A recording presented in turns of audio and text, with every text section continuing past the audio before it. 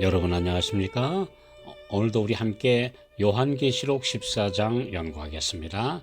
셋째 천사의 기별, 오늘은 정통교회라는 제목으로 우리 함께 말씀을 나누겠습니다. 요한계시록 14장 12절, 성도들의 인내가 여기 있나니 저희는 하나님의 계명과 예수 믿음을 지키는 자니라. 이 말씀 속에 마지막 승리할 남은 무리의 정체성을 정확하게 요약하고 있습니다. 하나님의 계명과 예수 믿음, 이 두 가지 기둥이 승리할 주역인 성도들이 가진 신앙의 모든 것이며 그들이 온 세상에 전파하는 영원한 복음의 핵심입니다. 이 원칙에서 멀어진 모든 교리와 신학은 정통에서 이탈한 사람의 가르침에 불과합니다. 먼저 역사적으로 이 두 개의 정통성을 가진 남은 무리가 언제 어떻게 등장했는지를 살펴보겠습니다. 예수님의 십자가 이후 12사도들로부터 시작된 초대교회가 참 교회의 시작입니다. 이 교회는 구약시대의 모든 그림자와 표상이 가리킨 대로 이스라엘 민족이라는 구약시대의 교회를 승계하여 예수 그리스도라는 반석 위에 세워진 전 세계적인 교회입니다. 하나님의 자녀들은 초대교회 이래 기나긴 세월 로마의 핍박과 교황권의 1260년 전성기 동안의 환란을 견디며 믿음을 지켰습니다. 드디어 여명이 밝았고 종교개혁자들의 피와 희생에 의해 드디어 종교 자유의 시대가 시작되었습니다. 중세 동안 움츠러들었던 성도들은 마음껏 진리를 외치며 온 지구촌 방방곡곡에 선교 부흥이 일어나는 새 시대를 맞았습니다. 그런데 너무도 안타까운 것은 그 긴 시간 동안 광야교회로 불리며 그리스도인이라는 이름 하나만 가지고 살았던 개신교회와 그 신자들이 수많은 교파로 쪼개진 것입니다. 종교개혁자들을 따르는 신자들이 많아지면서 그들마다의 신조와 또 교리의 작은 차이와 이해관계에 따라 자신들이 좋아하는 지도자들을 중심으로 교단과 교파들이 수없이 생겨난 것입니다. 계시록 12장에서 순결한 여인으로 상징된 하나님의 교회는 용의 핍박을 피해 광야에서 피난처를 찾았습니다. 그것이 바로 광야교회이죠. 그리고 피난 중에도 자손들이 생겨났고 드디어 핍박이 끝나자 이 여인에게 많은 자손들이 생겨났습니다. 여자의 후손이신 예수 그리스도의 십자가 희생으로 많은 아들들이 하나님의 자녀로 입양되어 여자의 후손이 된 것입니다. 로마서 8장 14절 15절, 무릇 하나님의 영으로 인도함을 받는 그들은 곧 하나님의 아들이라. 너희는 다시 무서워하는 종의 영을 받지 아니하였고 양자의 영을 받았으므로 아바 아버지라 부르짖느니라. 물과 성령으로 거듭난 모든 신자들은 하나님의 아들로 양자들이 되어 인성을 입으신 예수님을 형님으로 모시게 된 것입니다. 히브리서 2장 11절 12절, 거룩하게 하시는 자와 거룩하게 함을 입은 자들이 다 하나에서 난지라.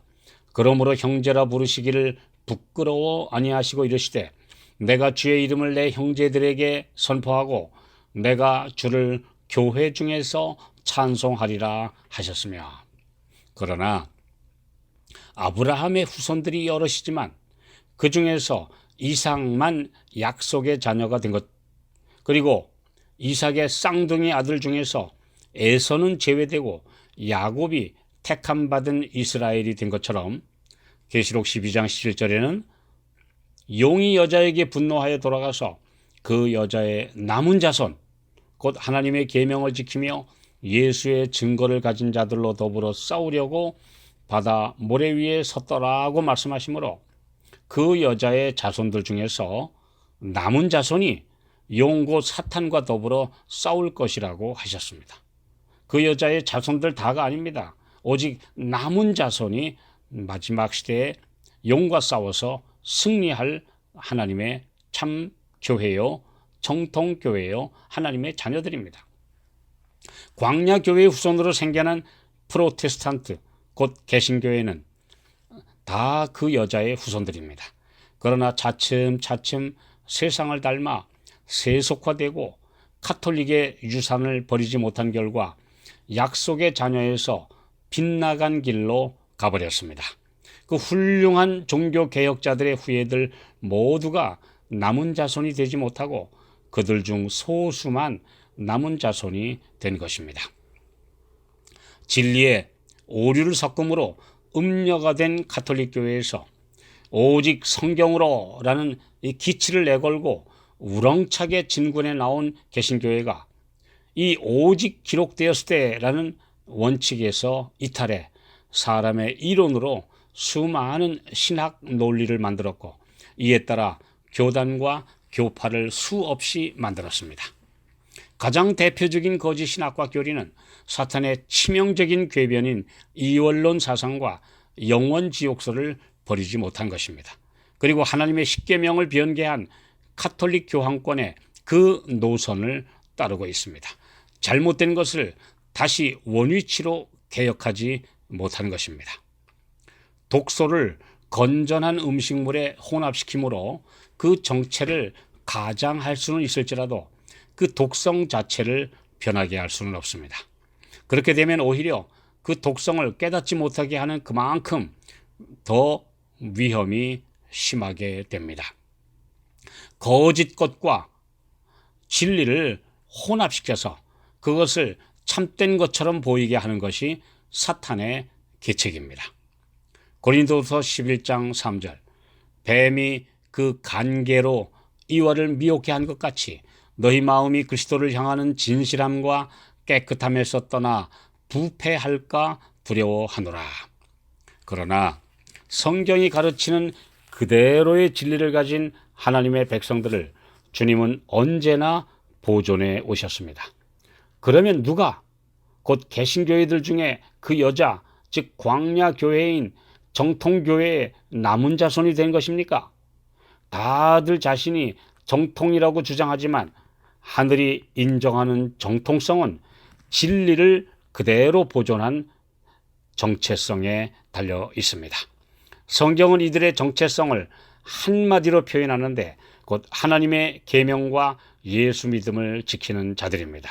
이렇게 분명하게 정체가 드러나 있습니다. 오늘 이 정체성을 가진 하나님의 남은 교회, 남은 백성들 되시기를 간곡하게 축원합니다.